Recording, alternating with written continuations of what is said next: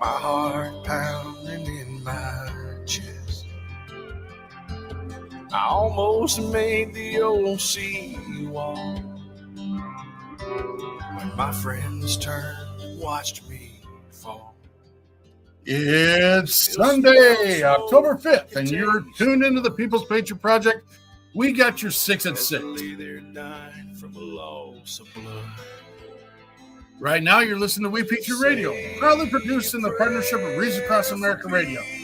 Together, we share a mission to remember the fallen, honor those who have served, and teach the future generations the value of freedom. A freedom secured by the men and women who have worn our nation's uniform. Stay tuned for the People's Patriot Project. We got your 6 at 6. Now playing on We Patriot Radio, Scotty Hasty. The Last Shots Fired, featuring Lee Brice and Dolly Parton. I'm in the fields of Vietnam, the mountains of Afghanistan, and I'm still waiting, hoping, praying I did not die in vain. Say a prayer for peace, for every daughter and every son. Set our spirits free. Let us live. Left, your left, hey. Left, right, your left. You got it.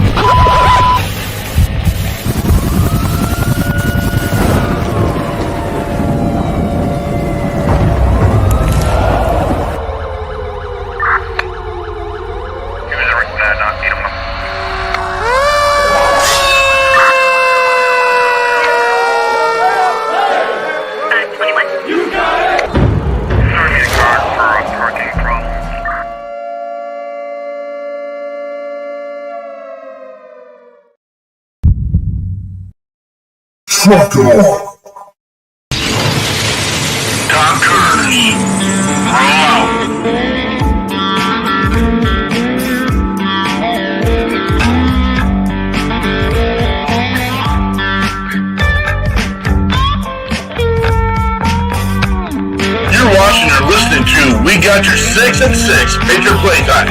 We the people, the People's Patriot Project.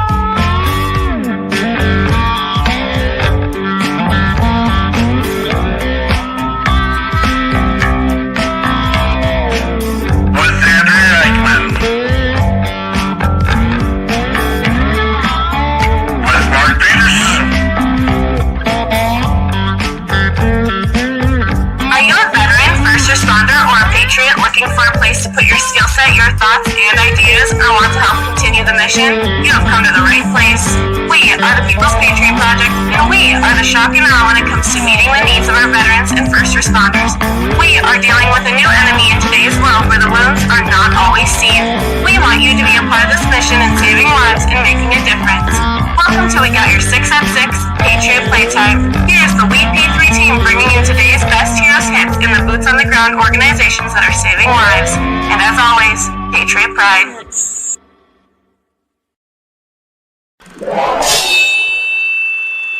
Left, your left, hey. Left, right, your left. You got it.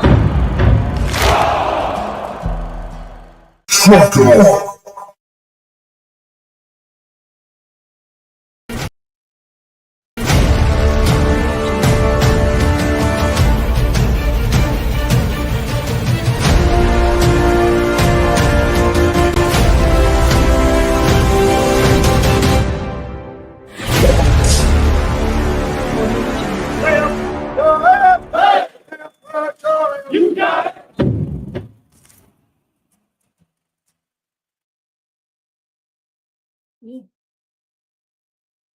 Good evening. I'm not supposed to be here. I'm sorry. What's going on, Peterson? We'll see you in a second. The wrong button got pushed there. Meet Fozzie, meet Animal. We're good. Stop pushing buttons, dude. Stop pushing the buttons. Hey, welcome. Welcome to the People's Patriot Project. We got your 6 at 6. I am Andrea Eichmann. Mark, Frank, and I, we're here every week bringing you our weekly show called the We Got Your 6 at 6. Every week, we bring a guest or guests and hopefully a musician, and we share all the good and sometimes not so good things happening in our world. This week, these three, actually, because they brought a friend, are going to bring some amazing discussion, energy, and knowledge. We've got Colonel B. Wayne Quist and Dr. Stephen Lansing and Mr. Reynolds with them as well. They come with Veterans Empowered Inc., but really there's so much more to it. So check that out.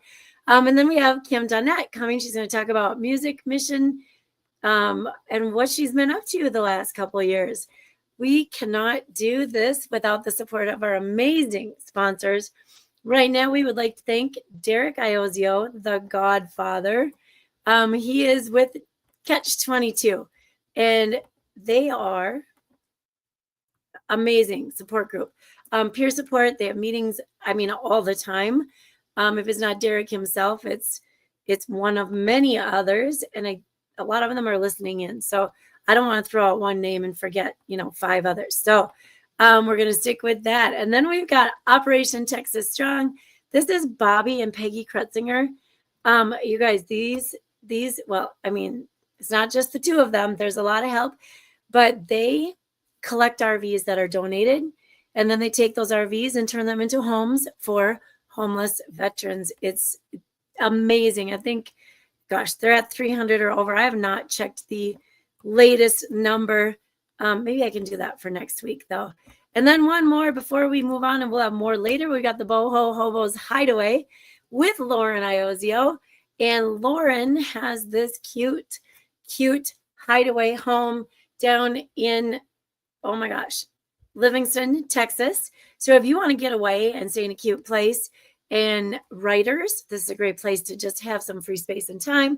Or if you want to get out and do sightseeing, it's a great location to just kind of get back at the end of the day, kick back and do your thing. To all of our sponsors, our guests, and all of our listeners, we thank you. And before we dive into this week's show, we'd like you to please take a moment to join us for this amazing version of the Star Spangled Banner with Dave Bray, USA.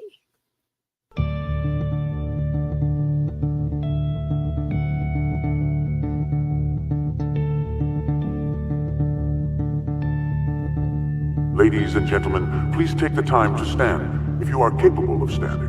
Out of honor and respect, please remove your covers and prepare yourself how you need to show your greatest gratitude for the amazing freedoms and liberties we have achieved under one of the most powerful symbols in the world. Please cast your attention as we respect our old glory.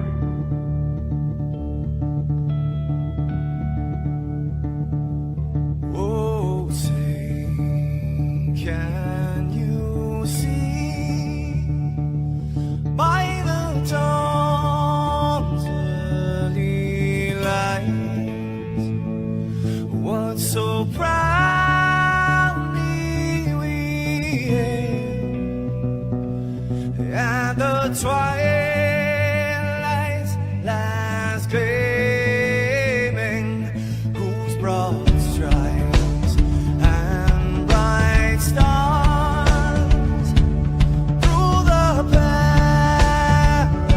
perilous fights. Oh, the ramparts we watched were so gallant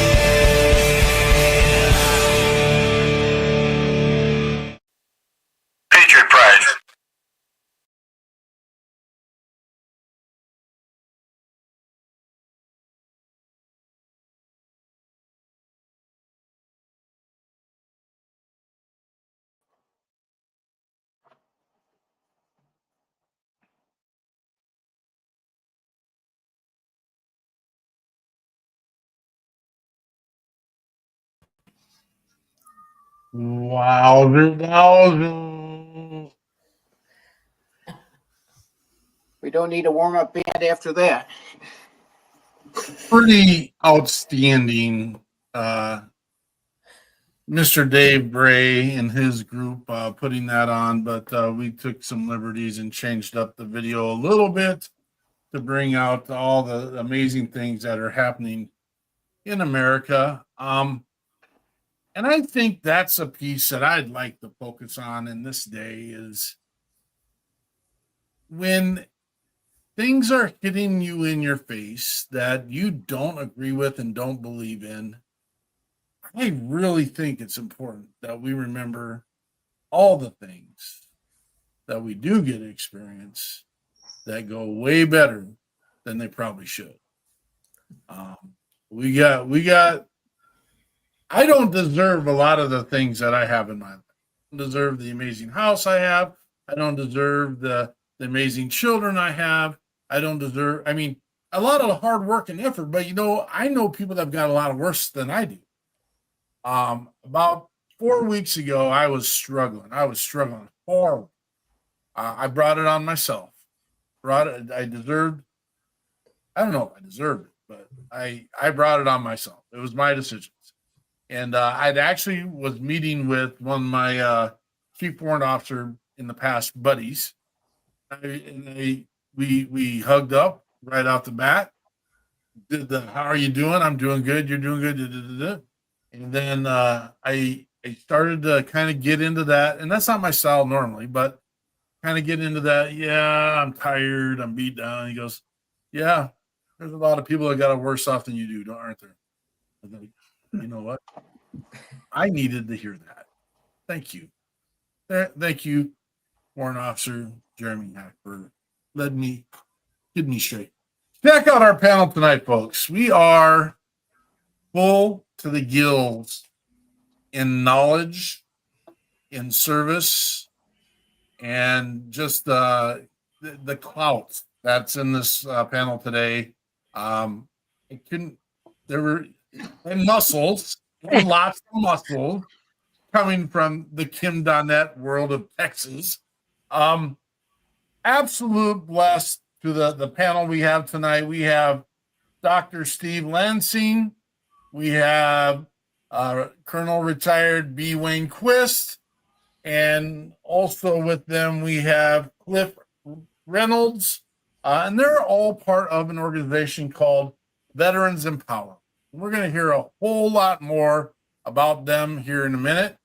And then it's like comfort back to us. We have Kim Donnette. Normally she brings her whole crew of amazing musicians with her. Tonight we're going solo because she's filling in the spot. And I said, Kim, we'd really love to have you back. And I gave her short notice on Tuesday, and she said, let's do this thing. And it's so awesome to have you back here, Kim. Thanks for being here tonight as well. Thank you for having me. And then we got the amazing WP3 team, Frank the Myth and Andrea Eichmann, who work diligently behind the scenes, in front of the scenes, around all the scenes, and just get her done so that we can have a message that we think is an important message for the world to hear. And that's what the WP3, We Got Your 6 at 6 platform. Last time Kim was here, we were actually called Patriot Playtime. I think so. No, I know so. And so we changed that up for branding purposes and such. But Frank the Myth, can you fill us in on the world of the WP3 news aspect? Well, I'd be happy to, sir. Didn't make up my hat, though. That's one thing I didn't get done this week. So we're going to start off with the month of October. And a lot of people may not realize it because the months always have so many different things they're dedicated to. But October is recognized as Emotional Wellness Month, focusing on mental health awareness and self-care practices. And I found a little checklist that people can use to promote emotional well-being. and it includes self-care, and that is to create checklists that encourage daily self-care activities such as journaling, meditation, or exercise. And I can vouch for all three of those because I've used them and they're pretty darn effective. Affirmation cards. That's designing cards with positive affirmations that can be printed and displayed or carried for daily motivation. Mine normally is get off the couch and go do something, but that would work for most folks. The next one is mood trackers, kind of like those mood rings that we used to have a long time ago. It says printable mood trackers can help individuals monitor their emotions throughout the month. And I'm still trying to tackle that one and figure out what the heck they're talking about, but I suppose a lot of folks out there might understand it. And the last one, resource guides. It says to sit down and go through and compile a list of local mental health resources, hotlines, and support groups that can be used if necessary. And it advises to print those out and leave those numbers in places where you normally are most of the time. So if you need some help, you can just reach out and take care of it. And then say again? Well, the next piece of news, back earlier in the week, the U.S. was discussing selling Tomahawk cruise missiles to the Ukraine. Well, in the meantime, they've done some thinking, and they still haven't decided whether or not this is going to happen, because the Tomahawk cruise missiles gives Ukraine a little bit more reach than what I think the people in the administration would like to see. And I'm not sure when that decision is going to be made now. They're still discussing it the last time I saw. But a Tomahawk cruise missile can reach out and hit just about any part of Russia that they want to target. So I'm sure Russia's sitting back and closely watching this too. But we should have an answer to that shortly. And as soon as we do, if we get it in this week, I'll update that on the storyline next week.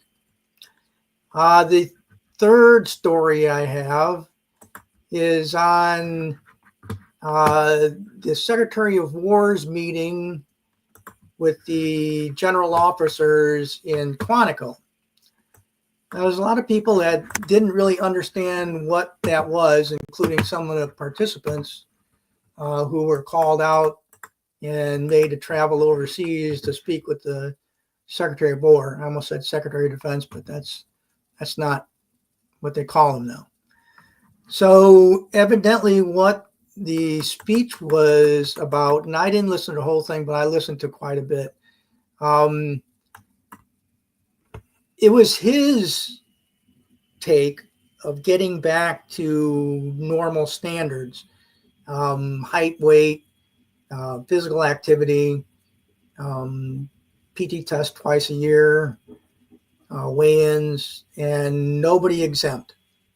So if there's a person that can't pass the PT test, including general officers, then they should consider leaving the service. Won't give any personal opinions on it, but I'm sure there was also other stuff that occurred at the meeting. My guess before the meeting started was that it was going to be to talk about ratcheting up to a stiffer defense stance, just in case things in the Ukraine got worse than they are now. And the last story, something I'm going to try to do every week. This one's called Yes, This Really Happened. And I'm searching through the news every week to try to find something that doesn't seem believable, but it really did happen. So this week, we had a police patrol car in San Francisco. And they were out doing their rounds, and and looking for people who were breaking the law, and they saw a car, and it made an illegal U-turn. So they turned the lights on and followed it and tried to pull it over. Then they realized there was no driver. It was one of those automatic cars. So when they got it to stop, they were trying to figure out what to do. And it turns out that they can't give a ticket to a driver who doesn't exist. So they're working on it, and I'm sure somehow they'll figure out so that the next time they have a car without a driver, they can give the car a ticket. And that's all we got for today. Have any of you seen a driverless vehicle yet? I haven't, and I hope I never do, because I might lose control of my own car. Yeah. I was down in Orlando back in May, and they actually offered me the option of a driverless Tesla on Uber, and I said no. And so they got me one with a real person. Yeah. When I was out in San Francisco, there are quite a few of them running around, and I'm still kind of baffled by it. Frank, I'm sorry I'm putting you on the spot because I'm sure you don't know all the detail. Was there a way that they actually were able to get the vehicle to pull over? When they can't pull it over, they pull in front of it and the vehicle stops. Okay. And the other part is they had thought of ticketing the passenger, but I doubt that would stand up in court because they weren't driving. It's kind of interesting. They were more than just like a ticket out of me at that point. Well, I imagine Elon Musk is on the hook for another one. But throughout history, societies have had problems with the evolution of new technology. And you can go back and look at technologies and how societies have adapted to them. In the 18th century, the Brits were led by a man called Ludd, who they called themselves Luddites, who were objecting the automation of the factory system, which would put the home workers out of work who previously were knitting and carding wool and making clothing at home. It was all piecework. And all of a sudden, technology had put them out of work. And then think of what we're witnessing in our own lifetime. I mean, it's truly amazing. And there have been some eras in history that have lasted as long as nearly a century, where there's been no change. Imagine what days like that would be like. No wars and no new technology. Life was the same as your father and your grandfather. We're truly living in a remarkable era. Well, that's how it was being a Cubs fan for 108 years. I keep telling Steve, my co-author, I turned 89 last Thursday. I keep telling Steve, we've got to live long enough to see how this all turns out. It's an exciting era. And I'm only 78, so I got a little bit more time in there too. There's no destination to history. I mean, let's hope both Colonel Quist and Mr. Lansing and Mr. Donnette and Miss Eichmann and Miss Donnette and Mr. Reynolds. I mean, you guys, you live as long as you want to, but there's no destination. I can't imagine, like when you look at like a post stop right now, because we have many centurions that are making it through life or doing their life thing. And what has happened over the last 100 years? I mean, Yeah. the, Well, the, even look at the last 50. And I remember when my daughter was in first grade, she said, "Why do I have to go to school? I know how to read. I can do addition and subtraction. What else is there left to learn?" And we can laugh at that. That's just a child's ramblings. But in the end of the 1800s, they were almost going to close the patent office because they didn't figure there'd be anything new coming along.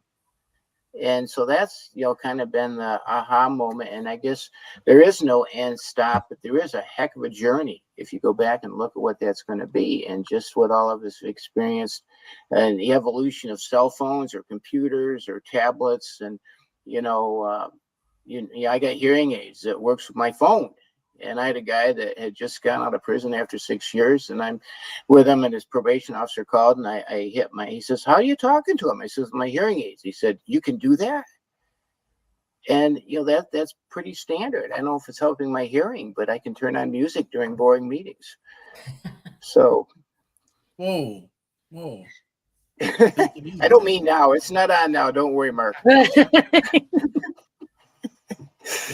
Oh. Well, it's amazing. I know that my grandfather's farm growing up, we had horses. And so I've literally gone from the age of horsepower to jet power. And so we've, you talk about when Napoleon invaded Russia, he had as many horses as he had men. Hitler's armies had 600,000 horses pulling artillery going into Russia. So the horsepower that existed then and the horsepower that we have today to lift rockets is truly astounding. truly outstanding. So our panel's a little bit bigger than it normally is by 3, and that's okay. We still do good things, but we do want to get to the content of the purpose. Remember, the People's Patriot Project comes here every week with a boots on the ground organization, which happens to be Veterans Empowered tonight, and the musician Team Donnette. This is their show tonight. Tomorrow at 4:30, 16:30 Central Standard Time, the People's Patriot Project comes back to what we call the WP3 debrief, where we talk about what the People's Patriot Project is getting done. But so we want to make sure we give as much time as we can to these amazing panel members tonight. So those that are involved with Veterans Empowered, tell us who you are, tell us about your service, and tell us the basic sense of your mission. Well, you guys can decide to do it on your own. Go ahead. I'll start off, Mark. I'm Colonel Wayne Quist, retired Air Force. Joined the Marines in 1955, switched to the Air Force in 58, was in Vietnam from 65 to 68, and then about 15 years in the Middle East. And I'd like to talk to Frank on some of his translation work because we didn't have the benefit when we were doing the hostage rescue in Iran. But I had an experience in Vietnam that changed my life when I was in my mid-20s. And I never told anybody about it. All of my bosses were World War II vets. And the attitude was, hell, we've all had stuff. Just have another drink.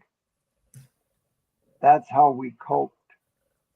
I never told my commander. I never told the flight surgeon. I was career. And I knew that I'd be immediately grounded and probably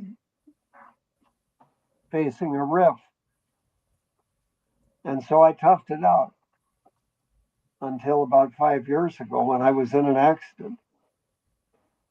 and doing CPR on this young girl that was dying. It came back in such a way. It would come back periodically over the years, but I had learned how to cope and how to manage it. I had no idea what it was.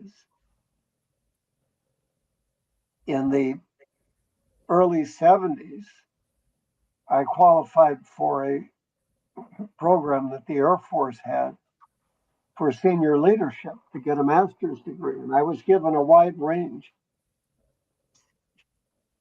And I selected to go to USC and get a master's in psychology to try to figure out what was going on in my brain, because I knew something happened that day.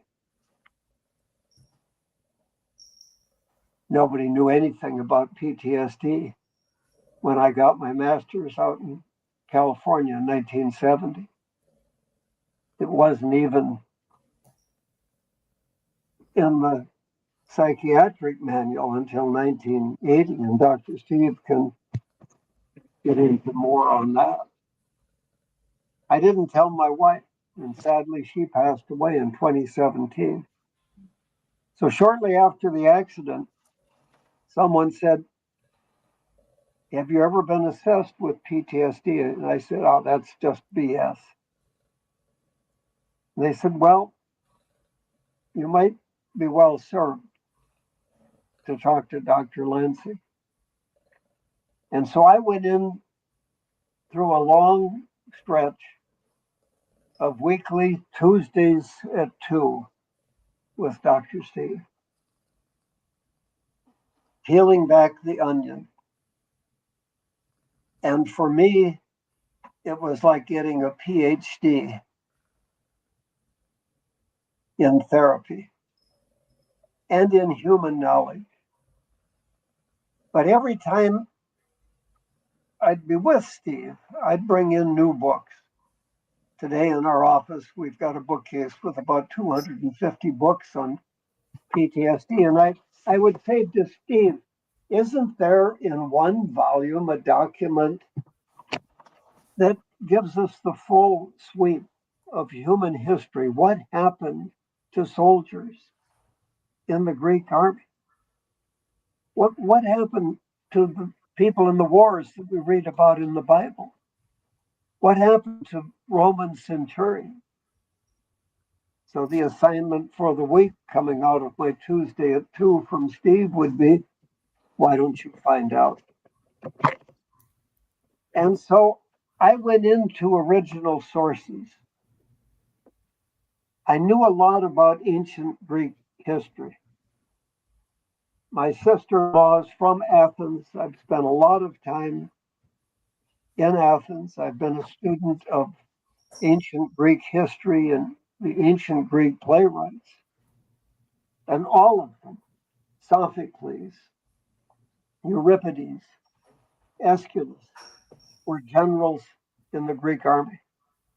This is 2,500 years ago, fighting the Persians in the Peloponnesian War, Athens fighting Sparta. One of the sergeant majors in the Athenian army was a man called Socrates. And the reason we know this is through the writings of Plato.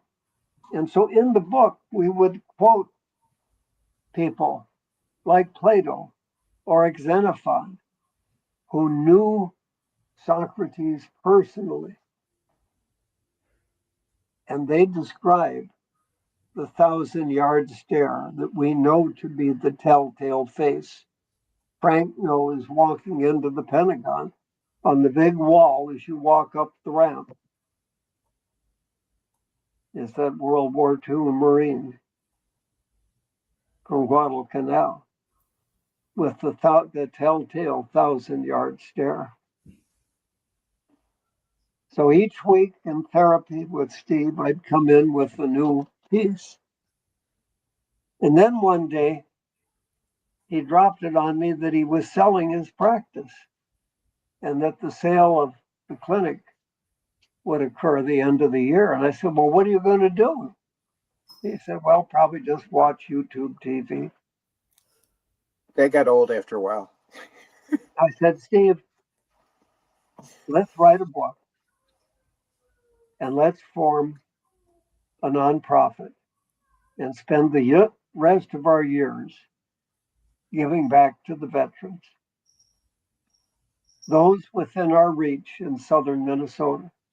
Because Steve had told me that 85% of the therapists are in the Twin Cities area.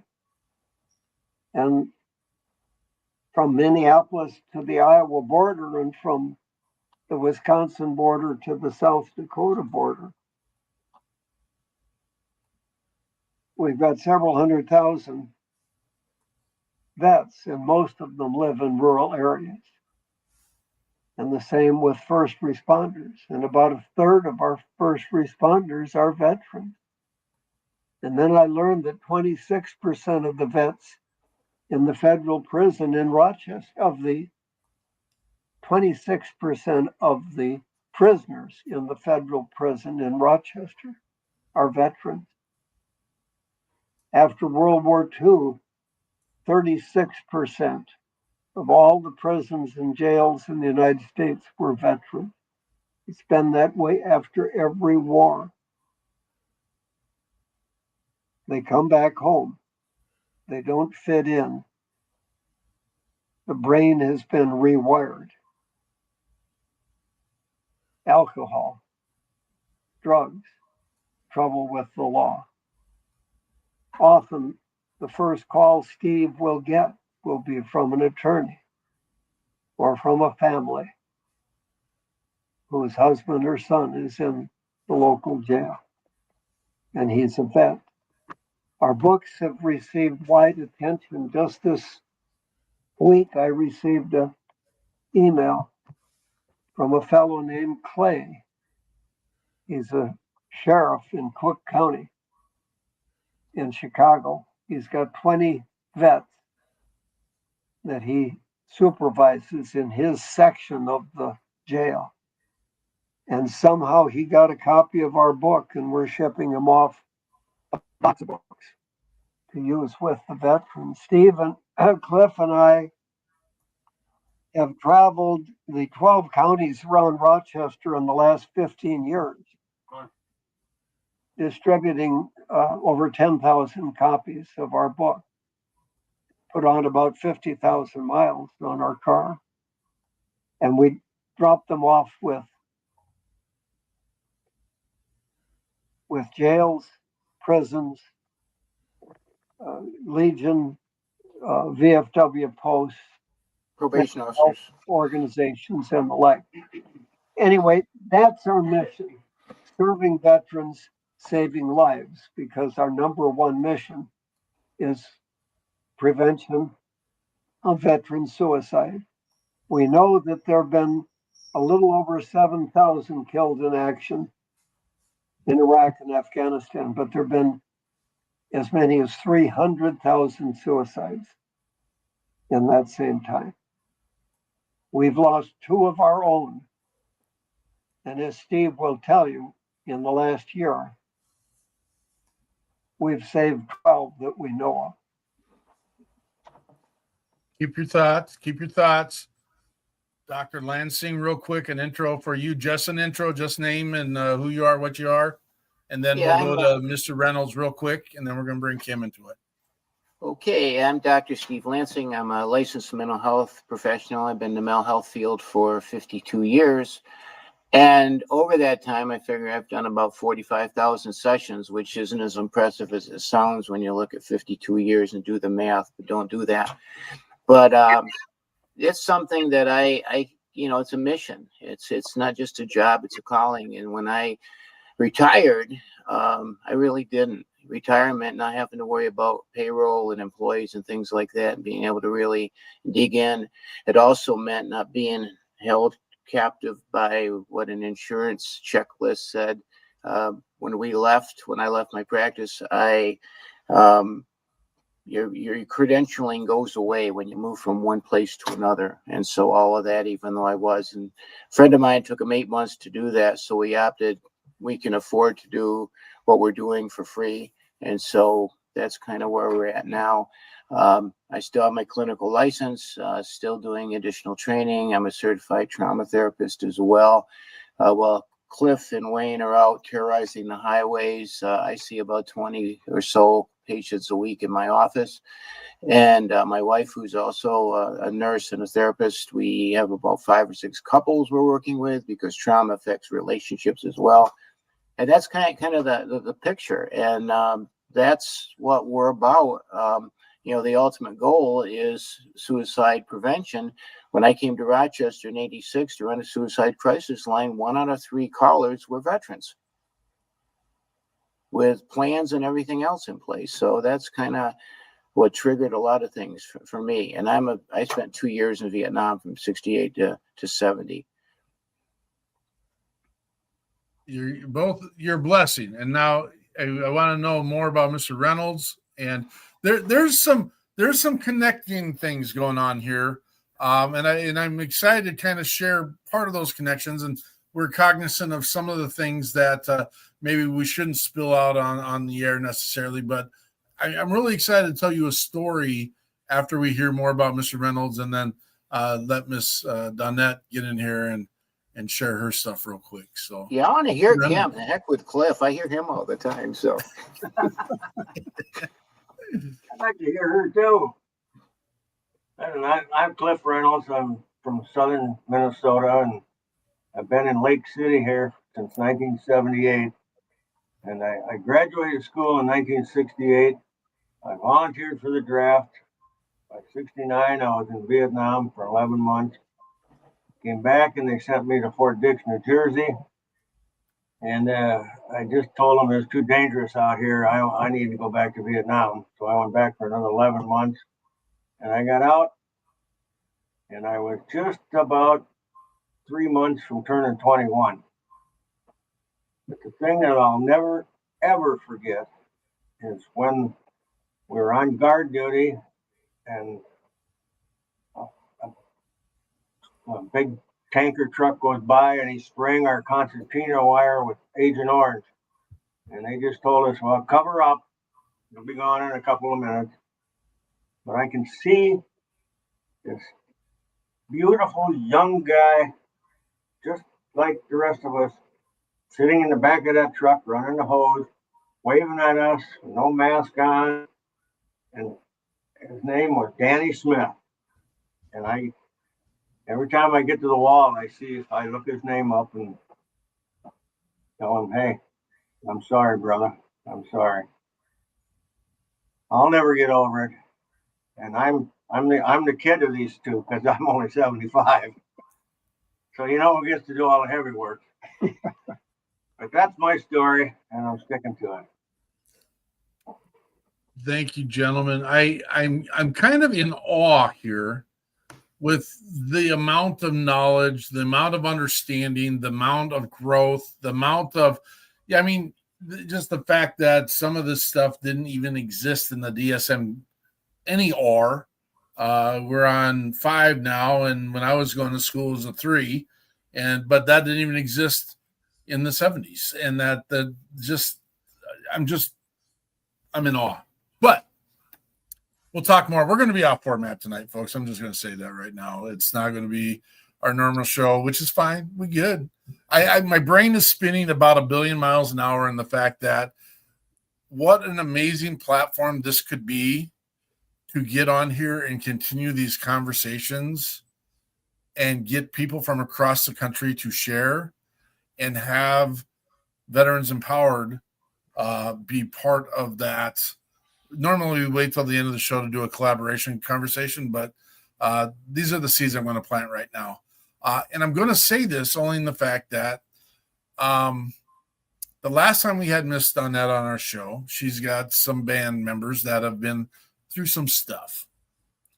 And I'm just going to segue into the first song that we're just going to do, because the first song we're going to do tonight was actually part of, or at least I was told, part of a conversation that we had on our very first show we had with Kim Donnette. And she's got a Vietnam veteran bassist. Is that not correct? I did, yes. He was in Vietnam, yes. Yeah. And had never told a story, ever. Had never told a story. And then we brought them onto the show, and we got all the way to the show and then got the post-show, and it was time. It was time for him to have his release.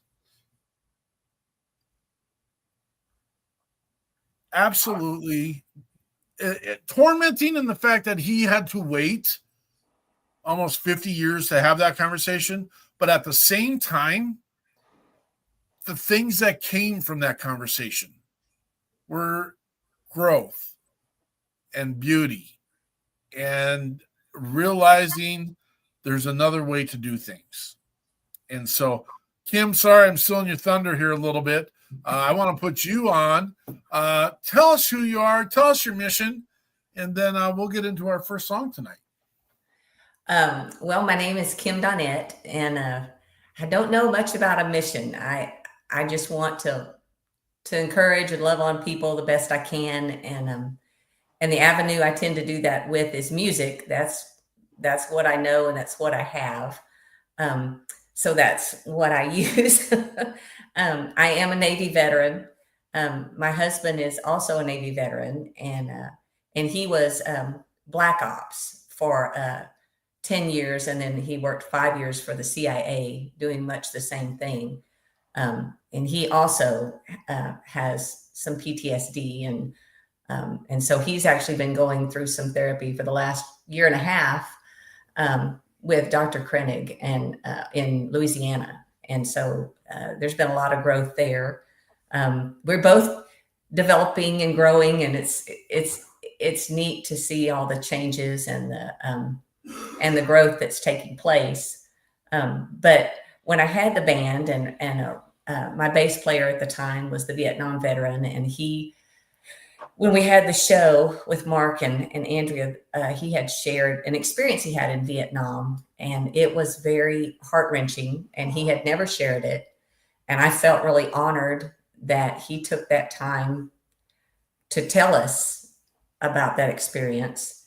And it just, when we got done, I thought, man, there was so much in me from that. And I wanted to try and write something that I thought conveyed how I felt, because I love my husband, and I loved my bass player, and I wanted to help, but I didn't know how to help.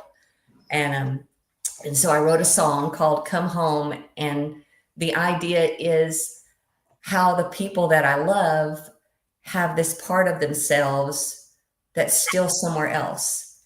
And there are moments that are very real for them when they're back in those places. And even though they're physically with me, I can tell that they're not fully with me at that moment. And so the song was just my desire to see them be able to come fully home, to be fully present, and not to be split into those dark places anymore. You ready to roll it? Yeah. This is Kim Donnette Band, Come Home.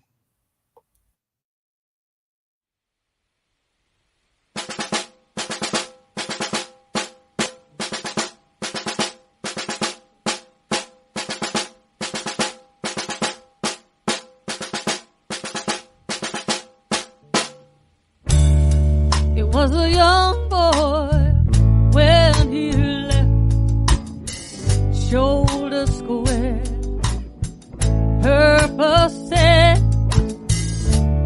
He would defend his country's honor, be a proud returning vet. He wasn't ready for the darkness, he wasn't ready for the war. And year after, he wonders what's the fighting for. And there's a distance in his gait, there's a sorrow in his step.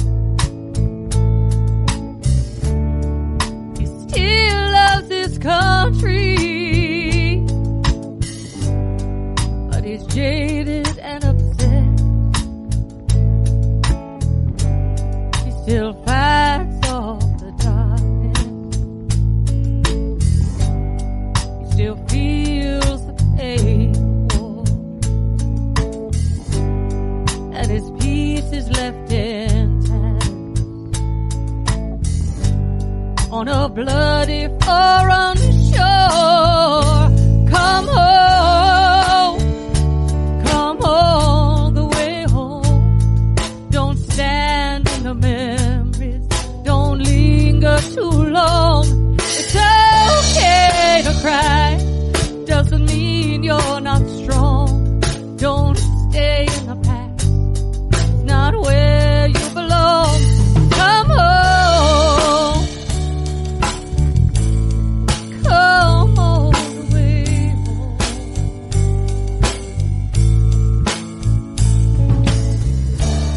You can see him smile, see him act like nothing's really wrong, but he still gets misty-eyed when he hears a certain song, and he's trying hard to make it, and he wants so to fit in, but sometimes he just can't take it. When those memories rush in, come home, come all the way home. Don't stand in the memories, don't linger too long. It's okay to cry, doesn't mean you're not strong. Don't stay in the past, it's not where you belong. Come home, come all the way home. Don't stay in the memories, don't linger too long. It's okay to cry, doesn't mean you're not strong. Don't stay in the past, it's not where you belong. Oh, come all the way home.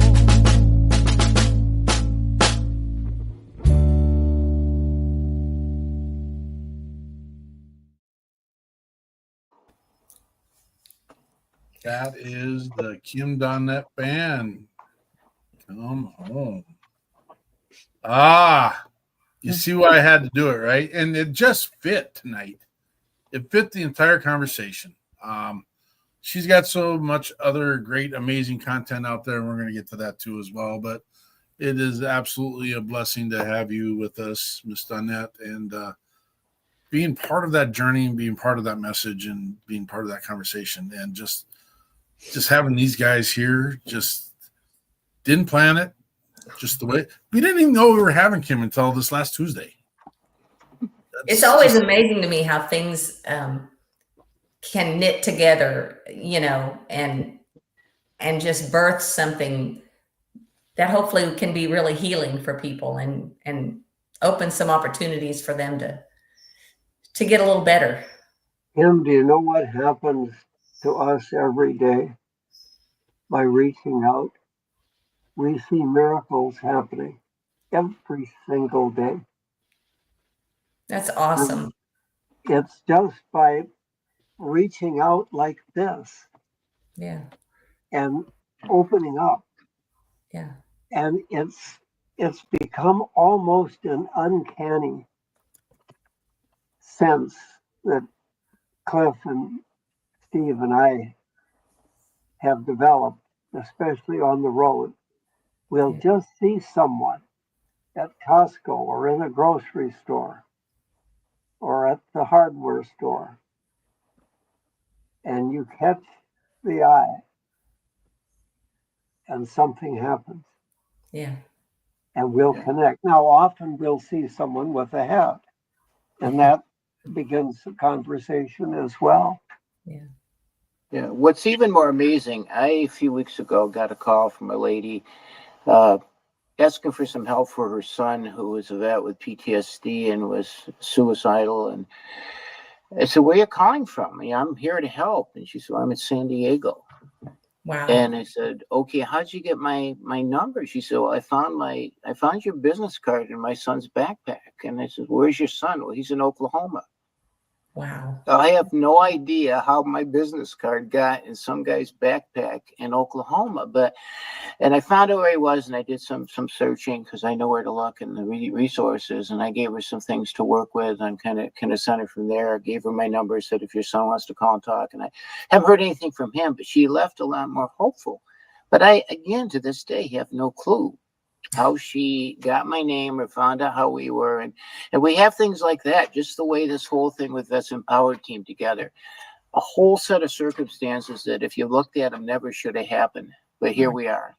And I've given up believing in chance and all that. Everything is for a purpose. And it's amazing how that comes together. And I know Mark seeing you up at the Mall of America that day. And I remember you having this business card that would broadcast to my iPhone, and and all of that, and and that was an amazing thing up at the Mall of America that day. We brought on that couple who were missionaries in Vietnam, and you remember that, and they're like in their 90s, and they were there as civilians during the Tet Offensive and were prisoners of war. In fact, the husband was a prisoner of war by the Japanese during World War II as a kid, and then came together, but they just happened to be a cousin of one of my best friends.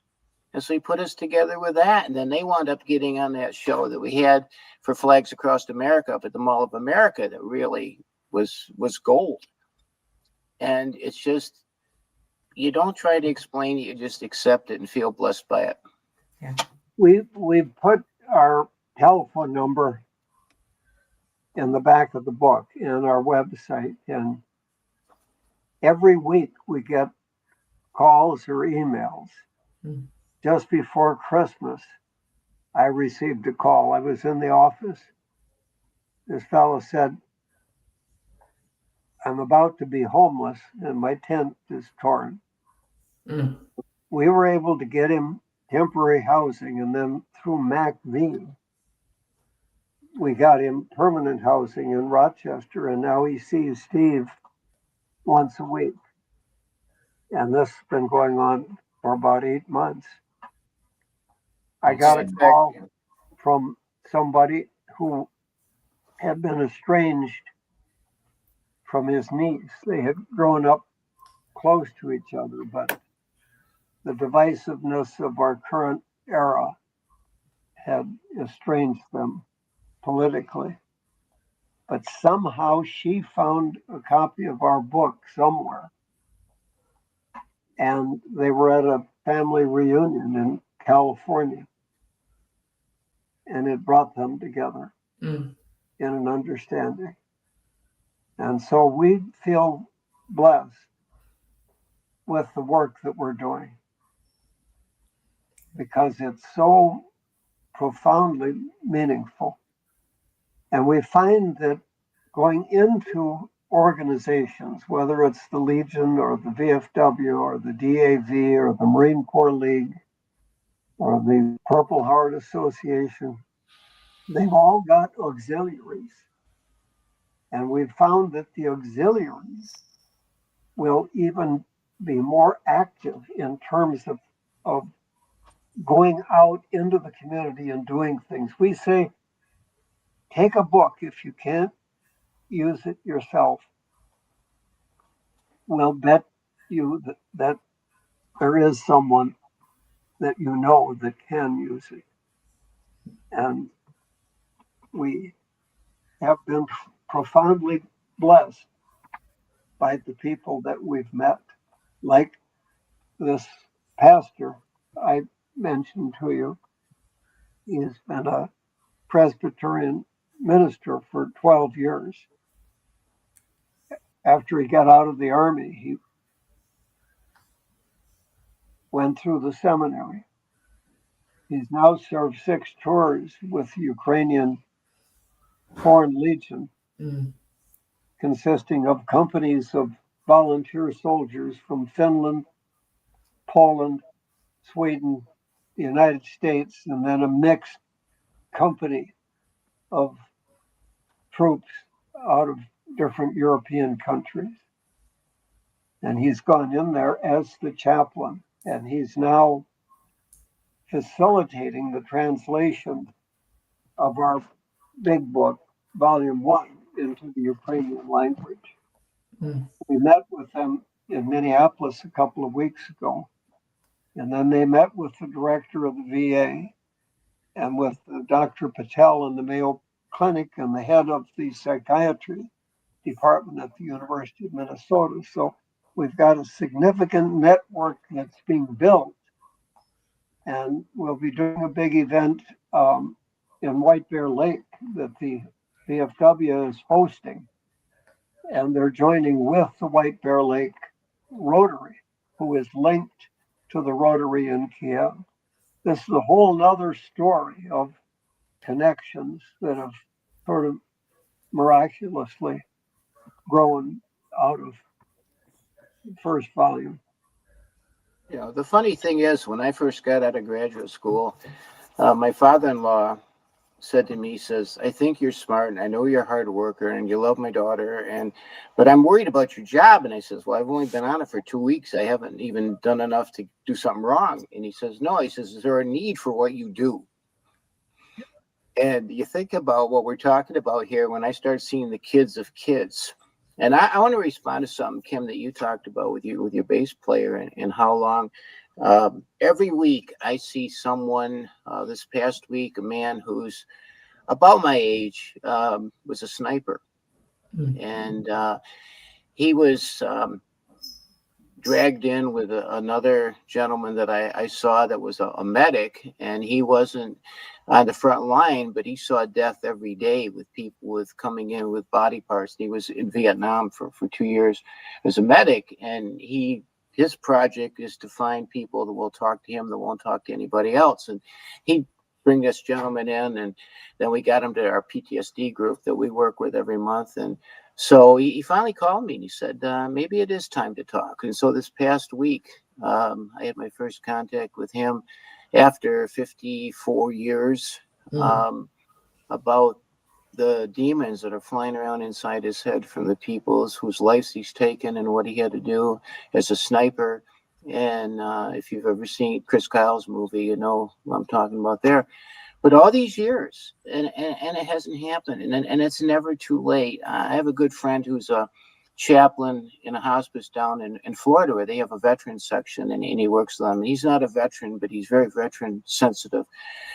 And they did this guy had 2 days to live, and he said, we're going to do a ceremony and all this, and final 2 days of life. And this guy calls my friend Tom over, and he said, and this guy was, by the way, he was on Omaha Beach during D-Day, went across Europe, saw every kind of horror you can have, multiple Purple Hearts, Bronze Stars, Silver Stars, all those things like this.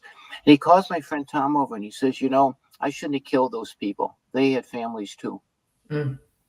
And those demons have been flying around inside this guy's head for 75 years.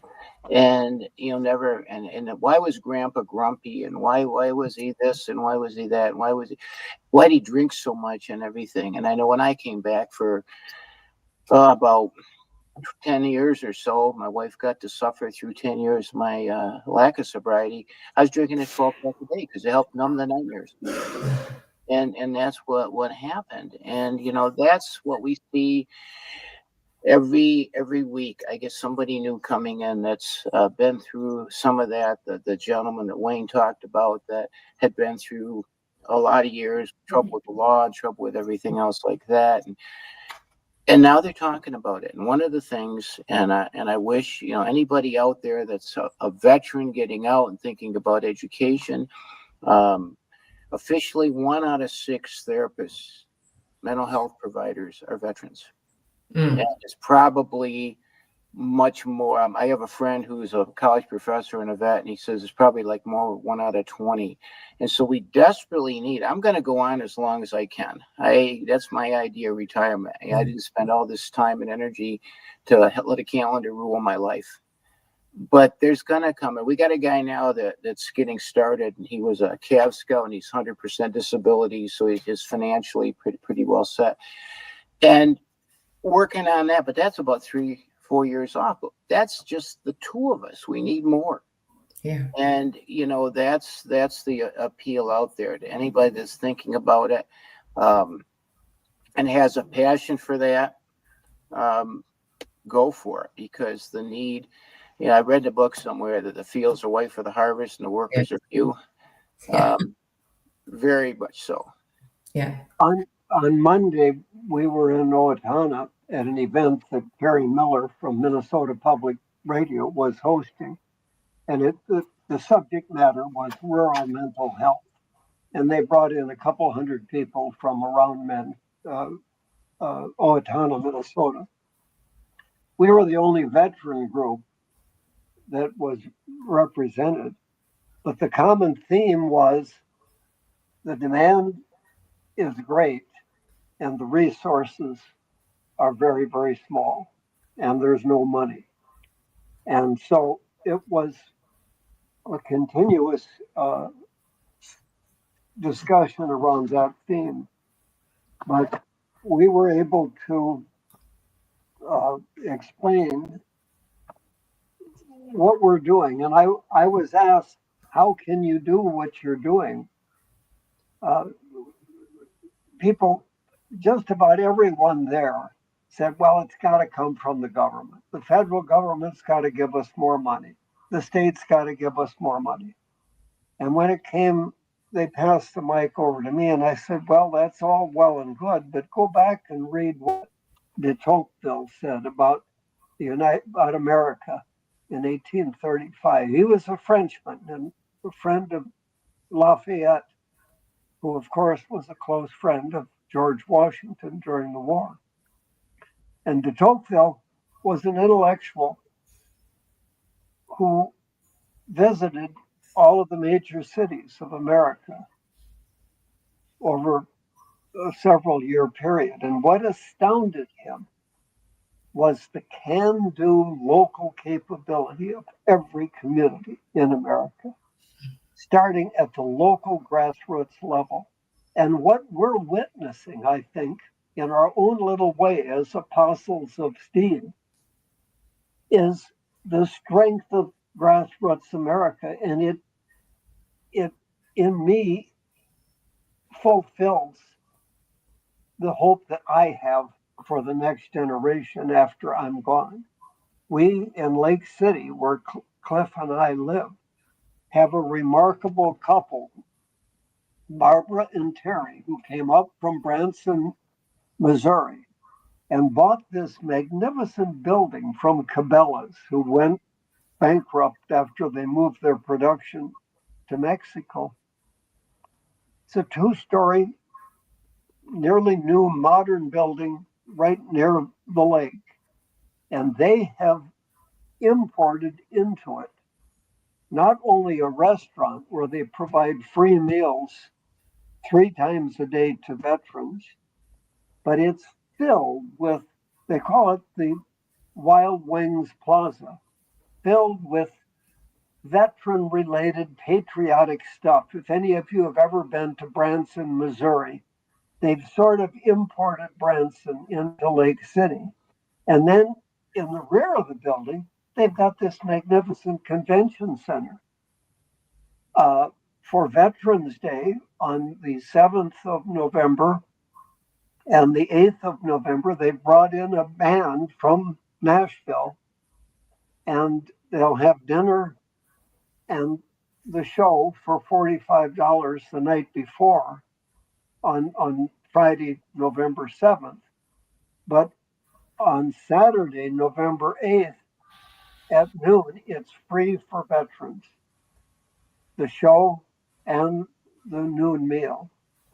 Yeah. And this is what Barbara, she's a Marine, what they're doing to give back.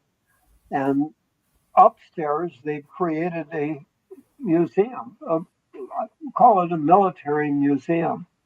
And we've got our books on display in there, and they give them away free to vets. And they've got what they call a carry it forward, pass it forward box. And again, we see the tremendous generous spirit of the American people. Then after the people get ramped up on the music those 2 days, 2 days later on Veterans Day, which you usually say is a good day, the veterans can gain 5 pounds because of all the free food that's out there. I'm going to be doing, along with 4 vets that are combat vet, 100% PTSD, clinical program for continuing education for people like myself that need, medical continuing education hours. And Barb's giving us the room for free. She's giving us a good deal. And everything that is gathered through there goes back to Vets Empowered for more books, more free sessions for people and like that. And that's going to be a full day program that I'll be doing along with some of our other team. And hopefully get a good turnout for that as well. We've priced it so it's very affordable. I need 40 hours every 2 years, and that's would be part of those hours that people need. And, that's that ongoing effort with the things that we're going to do. And, next year is the next part of the adventure, and it just keeps happening. And it's just, hang on, because it's going to be a wild ride, but well worth it. Let me emphasize what Steve is doing and how significant it is. It's probably the only one in the United States where you've got a veteran therapist teaching other therapists, and the odds are they'll all be non-vets, or if there's a vet in the room, there'll only be 1 or 2. And so it's a vet teaching other therapists in an all-day symposium. I wish we could have that on tape. Yeah. We'll do more. We'll build it. We can do this. Yeah. We got this. Real quick, I want to make sure everyone, we're a working group. I don't want to cut these guys off, and that's everything they are saying is viable, important information. Their mission is live. It's living. They're boots on the ground. They're getting stuff done, and they're doing more than the majority of us. And so there's so much content here and so much information. This is going to build a relationship. You guys are going to have to, I'm going to be that stray cat knocking on your door. We're going to have to build and grow, because we can't let go of what you guys have. We can't let go of that. That it's something we got to figure out how to can before too much time goes by. One of the comments, I'm not sure which one of you had said it, but when I was at the Mall of America, and again, that's been almost 2 years, by the way. Yeah. One of you said, you better hurry up and get us on your show before we're not here any longer. And I'm not making light of that. It's a reality. And again, how do we can this? You got to have passion. You got to want to be involved. You got to be willing to be a little bit willing to take a chance and learn and grow. Mm-hmm. Real quick, we got to do our call to action. I want to get Kim in here. Our call to action, we do it every week. Everyone's got a device. Take your device, get into your contacts, type in, just checking on you, just thinking about you. I just thought of you. I'm thinking, any of these vernaculars. Our section right here is called Check 6. And the first thing you need to do in Check 6 is check yourself. Make sure you've been out in battle, you've been out doing your thing. Are you capable of carrying the load right now? And if you're not, reach out to a trusted friend. Reach out to a trusted organization. Reach out to someone that is going to help you carry the load. That is the mission of the People's Patriot Project. Our contact information is everywhere on the platform. The next piece is we're going to check our battles. We're going to check the people in our lives. Now, yes, we are mission forward with doing veterans and first responders. But in today's day and age, it's anybody and everybody. If you haven't talked to them for a minute, check on them. Reach out to them. If it's someone you know that has struggled, reach out to them. If it's someone that you know needs help and resources, check in with them. let us know. There is a mountain of things we can be doing with this Check 6 platform, and we just got to do it. How long does Kim? I saw you pick up your phone. Did you do it? Yes. Yes, I did. How long did it take you to do it? Just a couple seconds. I knew as soon as you said it, I knew immediately who I was going to check on. So yeah, it takes seconds, folks. Is a couple seconds of your day in life worth saving someone's life? If you are that lazy, I'm sorry, I'll call you out. If you're that lazy, you can't spend a couple minutes on the people that meant something to you in your past, then yeah, you're at the wrong place. You go someplace else. We'll be. Yeah, okay. I don't think there's anybody on this screen that word applies to. So we could say maybe you can define it or something. I don't know the word, but that's everybody here. 1, 2, 3, 4, 5, 6, 7 times 6. How many people did we just make a difference in the world? Yeah. How many people are listening to the podcast? How many people are watching the stream? Think about, we're all but a drop. I will say that. We say this all the time. We're all but a drop. But if all of us together create an ocean and we can make a difference. We've got these two young men and this amazing young lady up here singing their lives out, writing their books, making a difference. Frank's doing his thing. Andrea's doing her thing. I love this mission. I love what we're doing. I love what you're doing. Check your 6, folks. That's how we got to do it. Miss Donnette, what have you been up to lately? Oh my goodness! I think it's humorous that I say humorous. I think it's interesting that we're having this conversation. I have been going through a season of personal growth, and I took a step back from my band for a while, and I had some issues with my voice. I have rheumatoid arthritis.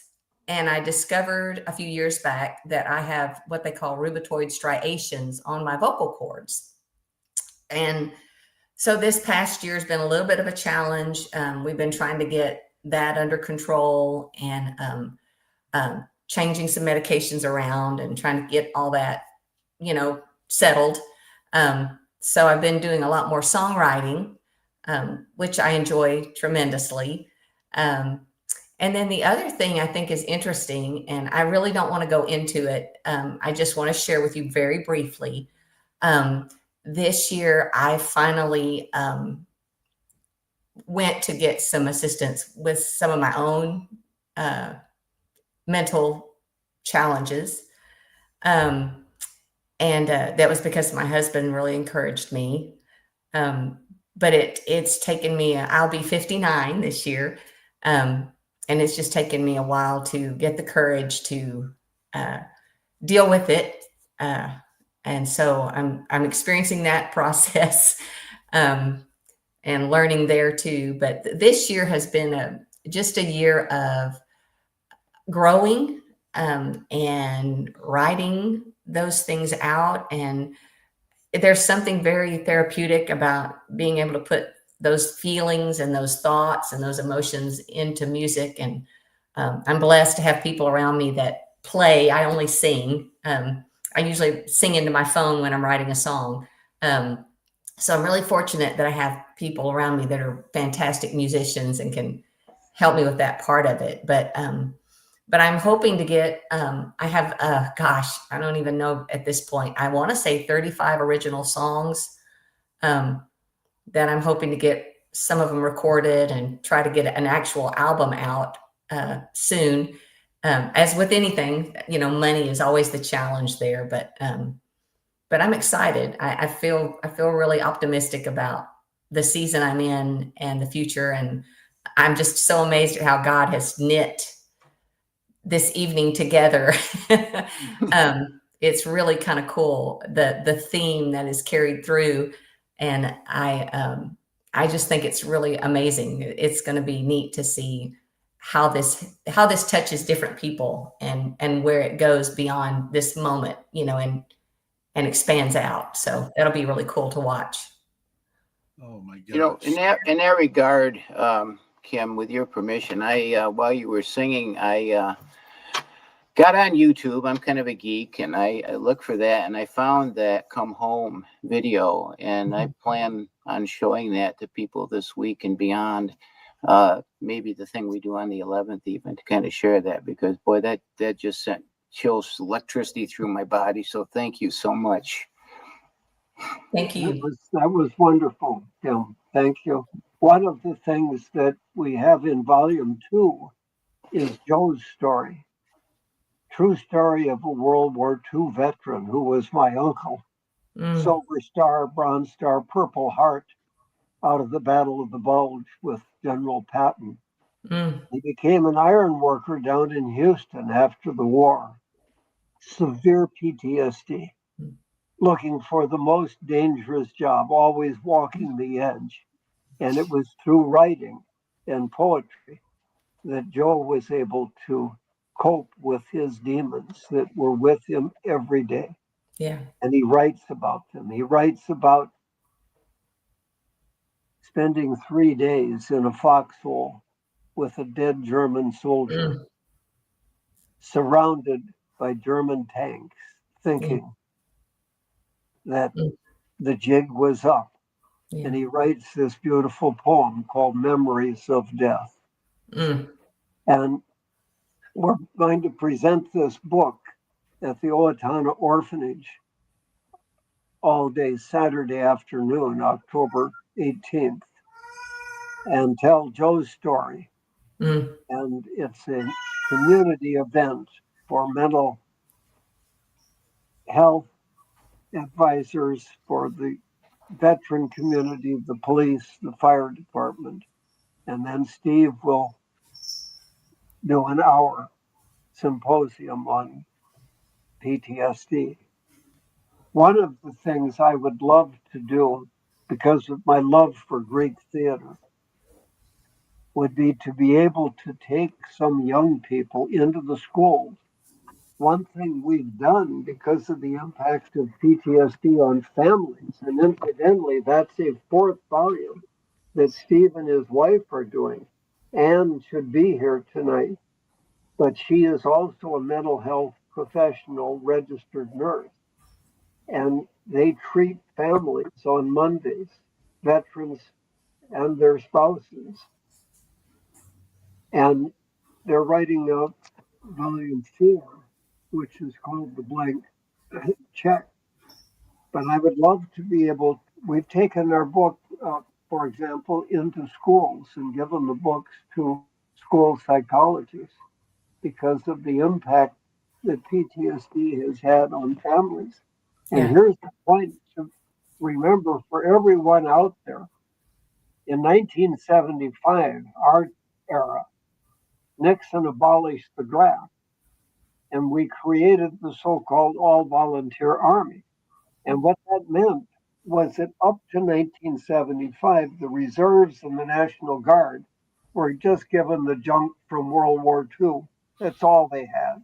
Rusty, old equipment that didn't work. The all-volunteer army put the latest, most modern equipment under law into all of the Guard and Reserve units. But what that meant was that when we went to war, and we've been at war in the Middle East for 25 years, we pulled out members of the National Guard who typically were older, married, with jobs and children, and deployed them. Often it results in a cut in salary. If you deploy as an E3 or an E4, it may not be the same pay level that you left, or maybe you've got your own business, and is that going to run? So there are those issues, the family issues at home, but the veteran comes back, and what happened to him? And the issues then. And so this volume 4 that Steve and his wife are doing is a very, very significant book. Beyond that, I have this dream of creating in these various groups that we go to And maybe it's through schools to be able to tell the stories of ancient Greek literature. Because if you go back, and I challenge everyone out there to have kids that are reading the Iliad and the Odyssey by Homer, written 1,000 years before Socrates and Plato, and read the descriptions of battle and of war and how warriors like Ajax dealt with it. It's absolutely astounding.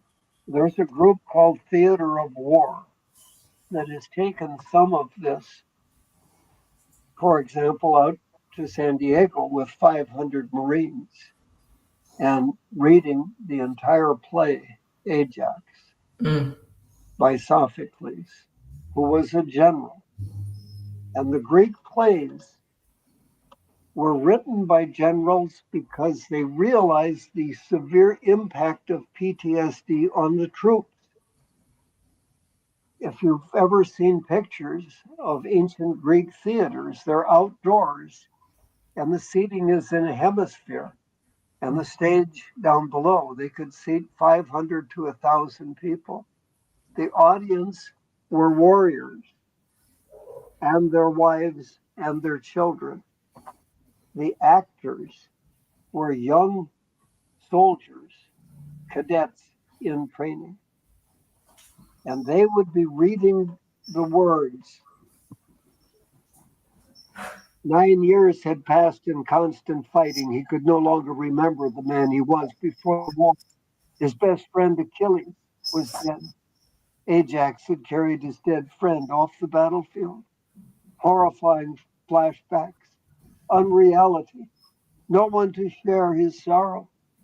Why am I here and he is not? He could not distinguish the enemy from his wife and child. All he knew was to suck it up and soldier on.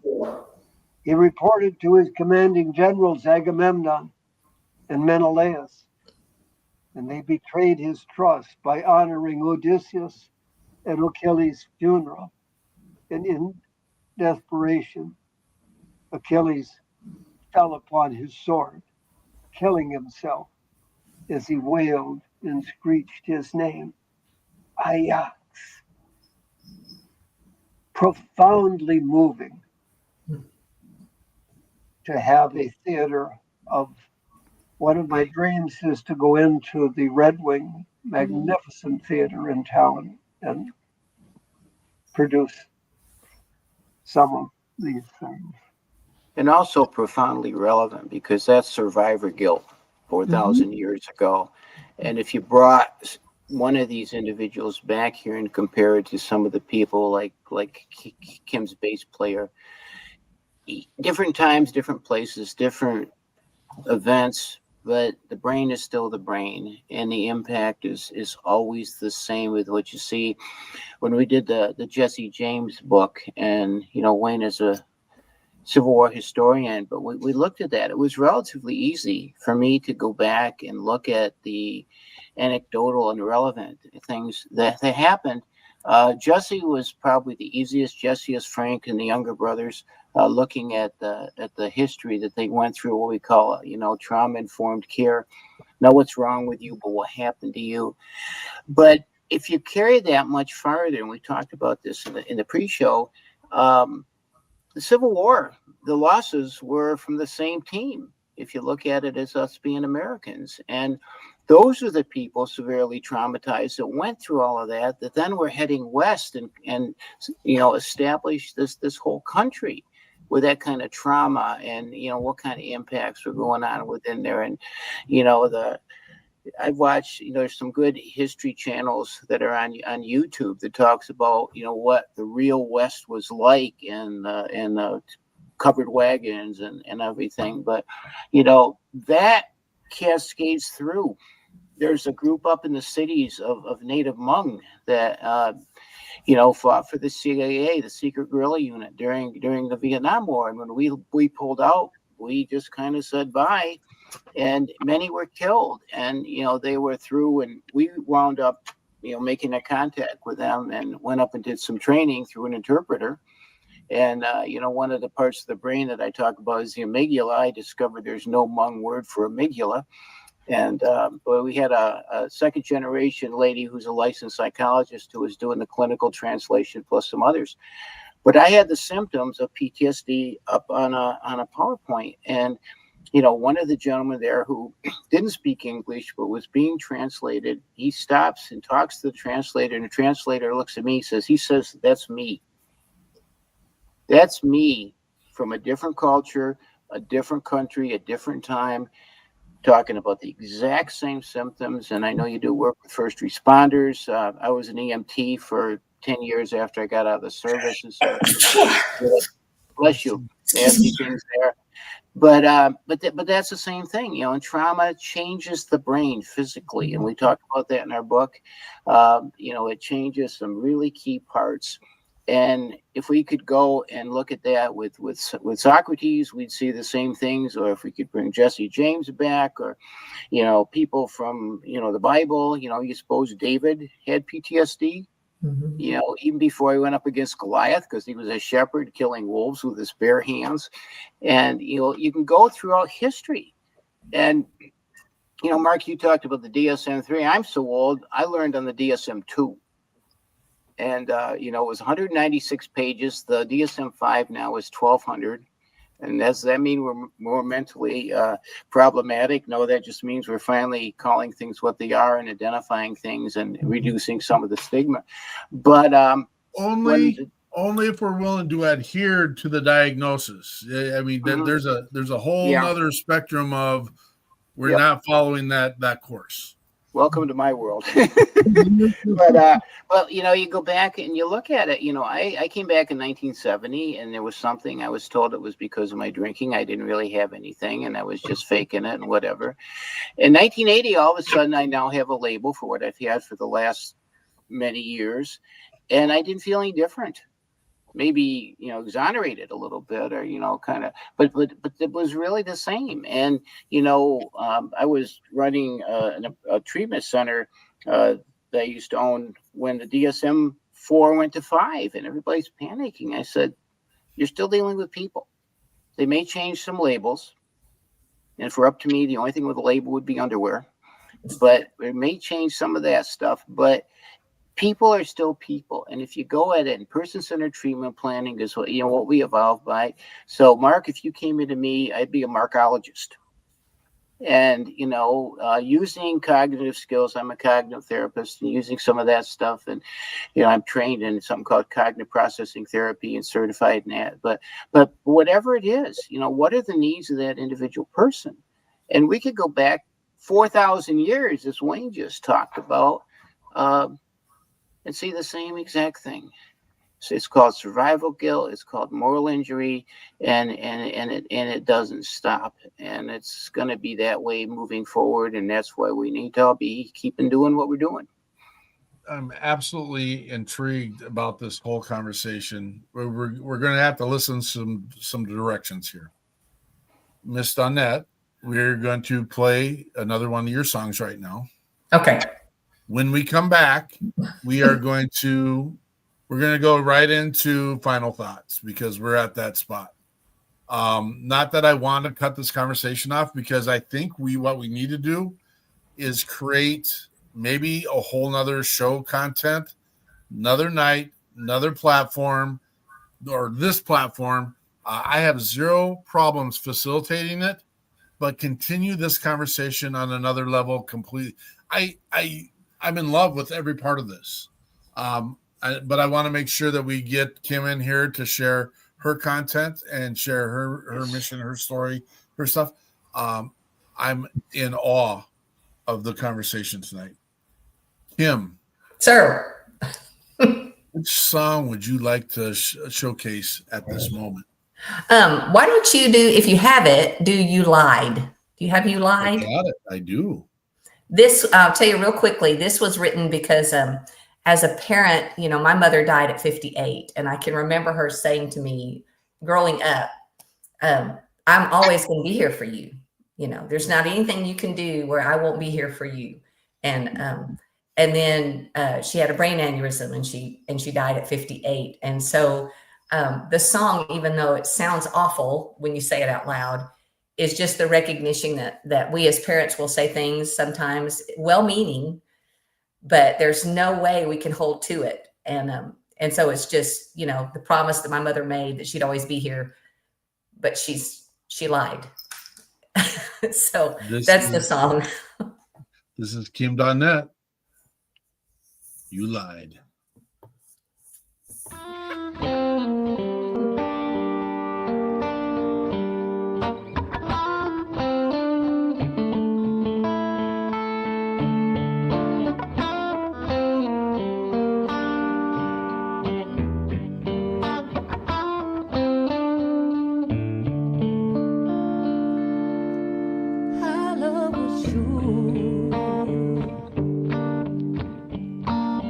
Smiles the same.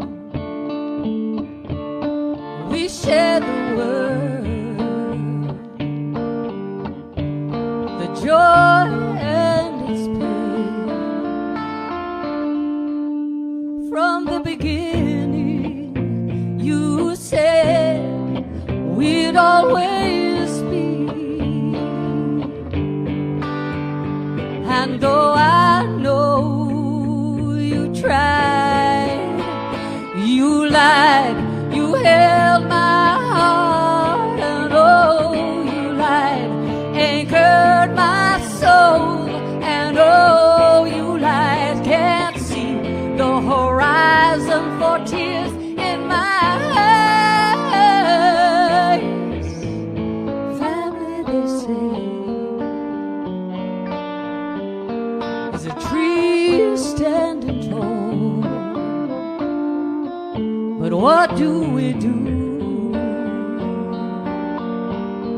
when a branch takes the fall?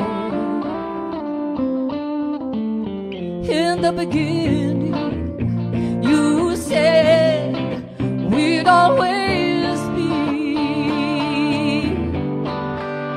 And though I know you tried, you lied, you held my heart, and oh, you lied, anchored my soul, and oh, you lied, can't see the horizon for tears in my eyes.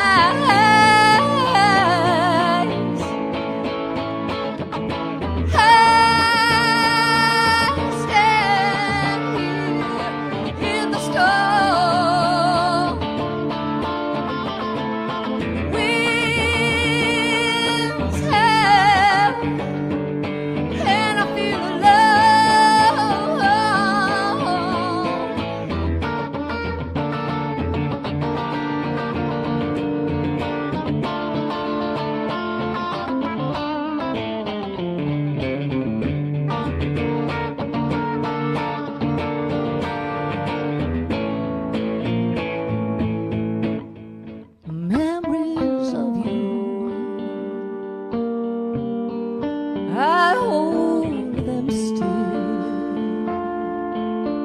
Lessons you've taught, I always will. In the beginning, you said we'd always be. And though I know you tried, you lied, you held my heart, and oh, you lied, anchored my soul, and oh, you lied, can't see the horizon for tears in my eyes. You lied, oh, you lied.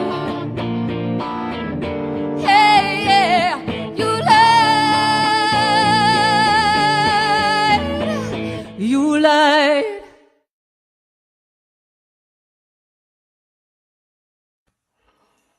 That is Kim Donnette. You lied. Wow.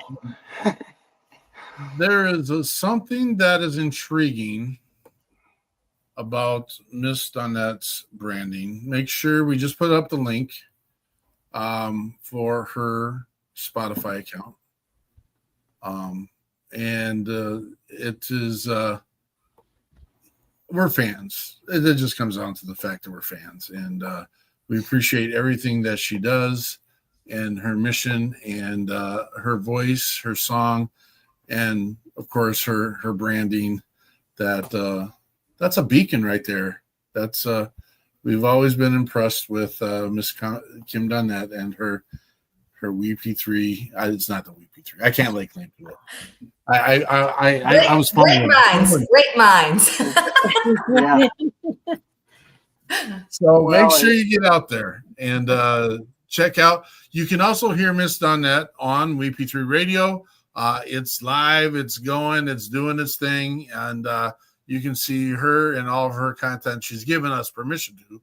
We're going to get more from her, but make sure you get a chance to go visit her at her Spotify and also her webpage, kimdonnette.com.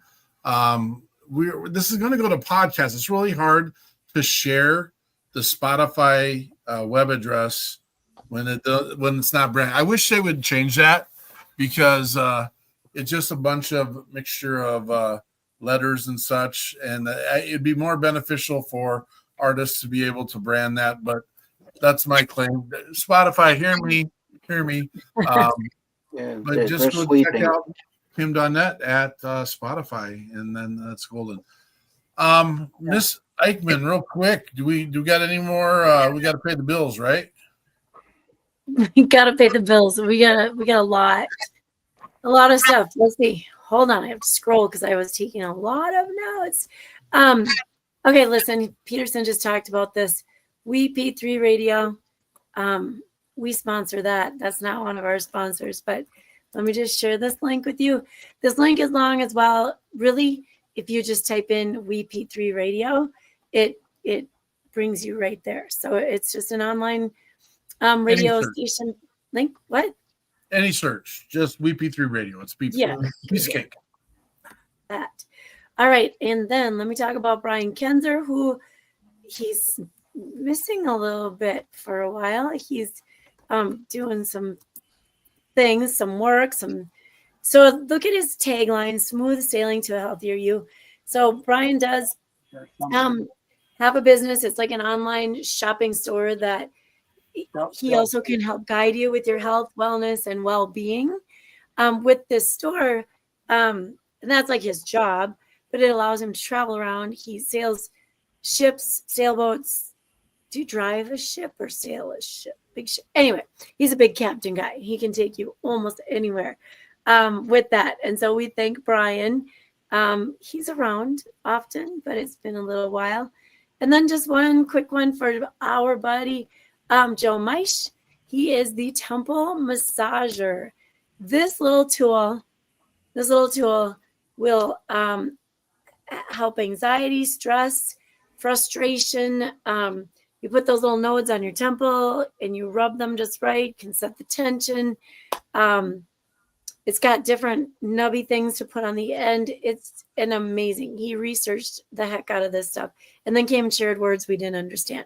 But you can get 20% off the temple massager if you type in the code WP3 at the end when you are purchasing this temple massager. It is honestly, Peterson uses it a lot. So please check that out if you so would like. And then I just want to throw out some big old thanks and appreciations. We've also got Lee Mosler, the founder of Ruck Digital at ruckdigital.com. We will be sharing a lot more about Lee and his business because they do a lot of work with and for veterans. He's a veteran himself. So check out Ruck Digital. And then Stephen Raynauder with the Builder Growth Engine. Oops, there we go. We'll get back to moving. And there we go, the blue logo. And he too, working with veterans and honestly, so many ideas. And he's helping us with, 2 or 3 different things so we can just explode out into the world of media and moving forward. And then we have Luke Porter with Moving Tree Media. Saw that a second ago. He was on a little vacation, but he takes our show and he makes it into little reels and little quick attention getting moments. And he is astoundingly amazing at catching key moments where there are phrases that just kind of stick, that can bring people back to the nest where they need to be. Anyway, and get them our direction. We have also next week, not sure about our music, but on the 12th of October, we have Melissa Egan coming. Did I say her name right? I did. Seemed too easy. With Valor Healing, treatment without compromise. She'll be talking about some alternative ways to look at healing. Thank you, Melissa. Next week we just chatted. She'll be popping in early next week. But just a big thank you to our guests, our viewers, our sponsors for all that you do. Typically we have more segments in the show, but we have such amazing conversation and content tonight that we're going to cut one of the lops out of there. And we got to kind of police our time as well. And that's unfortunate, but I want to be respectful of everyone's time and everyone's space and all that. So we are going to get 3 minutes, and that does put us a little bit over time, but I think 3 minutes for closing thoughts. And we'll do kind of a clockwise here. I think I can figure this out, but Frank, you'll start it. All right, closing thoughts. After all this great discussion, my favorite line, be the reason they don't quit. Never leave an opportunity unasked or unmentioned, and always be there when someone needs you. Thank you, Frank. Dr. Lansing. Well, if in doubt, reach out. Everybody has a something, and even the people we think are doing perfectly wonderful and, dancing on rainbows and everything, there's a something. There's something going on, and no matter how rich, talented, beautiful, or whatever they are, there's something there, and we need to reach out, find out, have conversations, form a relationship, and make it happen. And the results will be well worth both your time. You're amazing, Dr. Lansing. Thank you. Miss Donnette. Well, just in light of the whole conversations we've had tonight, I think for me, it's to be the safe place, to be the safe person, so that when someone is going through something, I don't judge. I just listen, and I let them know it's okay. It's safe. And I'm happy to be here and to be a buffer in any way I can. And I'm thankful for the people in my life that I get to do that for and with. Colonel Quist. I want to thank you and everyone here for a very, very meaningful evening, and leave you with a quote from Charles Darwin. It's not the strongest of the species that survives, nor the most intelligent, but the one most responsive to change. Oh my gosh. Thank you, Chuck. Yeah. Mr. Reynolds, final thoughts. Final thoughts are, no matter how old you are, it's never too late to have a mission. And when you get a mission that saves lives, it makes every day worth getting up. Thank you very much, all you guys. And Kim, you're wonderful. Thank you. Yeah. You too. If I could say one more thing, I've got kind of a musical background. I played taps at over 100 military funerals and everything. And to people that don't know music, they think music hits your ears, but it really touches your soul. And those 2 pieces you did tonight, I'm going to go upstairs from my office and play this for my wife when I'm done here. That really touched my soul, my heart, and every other part of me. And thank you so much. I feel like I've gotten much more than I've given tonight. Thank you. I feel the same way. Oh my gosh. Eichmann, you get a final thoughts. Hang on, I'm typing this down. Oh my goodness. It's not like I don't watch this 2 or 3 more times, but I can't. I want to say it quickly. So the vast knowledge and the history. I mean, we haven't had a guest go. Is it Sophocles? Sophocles. Mhm. Yes. And you touched my soul with the Iliad. Just so much to be learned all the way through all of that. But you gave me a new way to look at it as well. So thank you. I'm a language arts teacher, English teacher. So I appreciate the whole other way of looking really at the ugly backside, right? Of all the pieces that are fought for and what happens after that. And so I wrote, Peterson, of course, texted too, peeling the onion back. But on top of that was Dr. Steve said it so easily, just reach out. Everywhere you go, you reach out. Everywhere you go, you meet someone. I remember my kids being like, Mom, do you have to talk to everyone in the line at the grocery store? And I'm like, yeah, I do. What if I miss somebody? Right? Like there's someone out there that you need to meet today, and you don't stop until you know that you've met that person. And so we do have an uncanny way of bringing people on that connect, and that is soul touching as well. So you guys just rounded out tonight in an amazing, the time flew by. It's 8:00 already, and I feel like we just got here. So we do need to do this again some more. And Yes. Kim's been a long time. Thanks again. I love that you're back. Okay. Thank you, everyone. Yeah, we'll be back. Yes. You just say the word, we'll be back. You may not have a choice in the matter. You may not have impacted. That's where I was tonight. I get to hear a lot. I get to be part of a lot, and I get to experience a lot.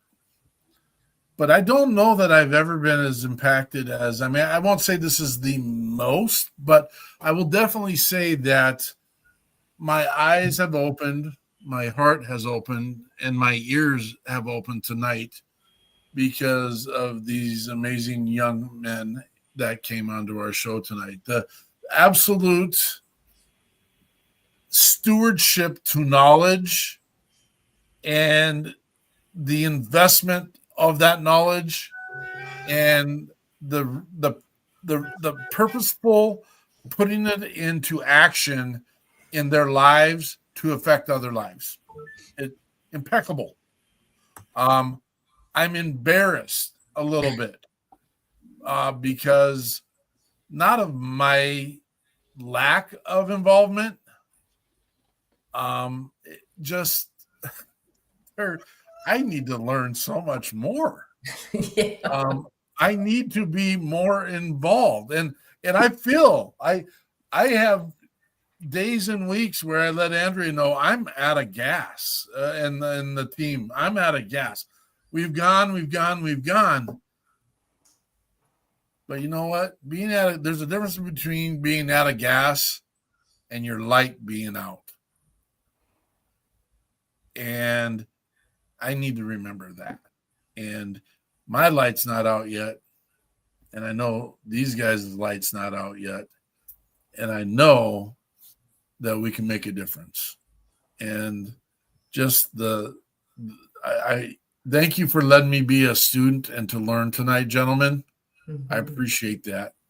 Thank you, Miss Kim Donnette, for your ability to put words into song that touches people's hearts. Thank you, WP3 team, for being here and taking care of me and the mission. It's not me, but it's we, and I will stick to that. And thank you to all those people that came and listened tonight. You were given a gift, and I never know what the gift is going to look like when we start our show. Every Sunday's a gift. Every day's a gift. And I just be excited for tomorrow's gift. If your version of you today is not better than your version of you tomorrow, then you haven't done what you're supposed to do. And so hang in there. We're with you. Come check us out tomorrow at 16:30. We'll be talking a lot about this conversation, and make sure you're checking your six. We appreciate all of you. Patriot pride. We'll see you when the smoke clears. Okay. We'll be coming back if you're here, folks.